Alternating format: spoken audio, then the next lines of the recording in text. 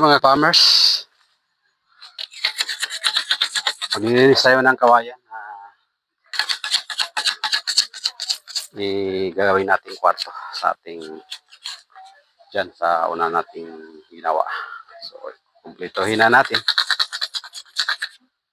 Ay nakakuha tayo doon sa may bangina. Nahirapan din tayo kumuha ng kawayan nito mga farmers. Talagang susumikap lang tayo talaga na maitawid natin yung kawayan pataas dito. Layo pa. Mula dito, nasa 1 kilometers. Ay, hindi naman. Mga yun, half kilometers. Bago tayo makarating doon sa may banginan. Pakyat tayo dito. So, mahirap din siya mga kapamers pagka walang kasama manguha ng kawayan. Yan. So ito,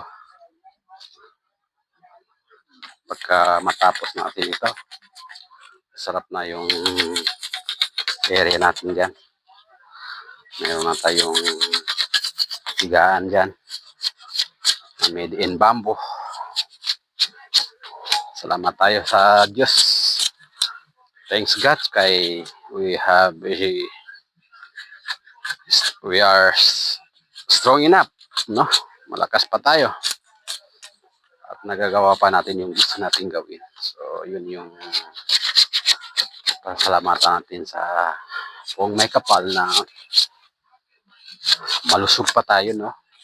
Lakas pa tayo. Darating na panahon na yung naisip natin gawin ay hindi na natin kayang gawin.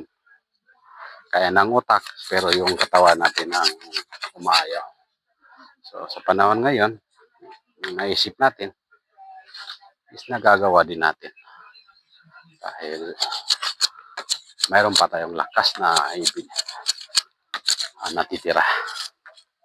So, yun ang pasasalamatan natin sa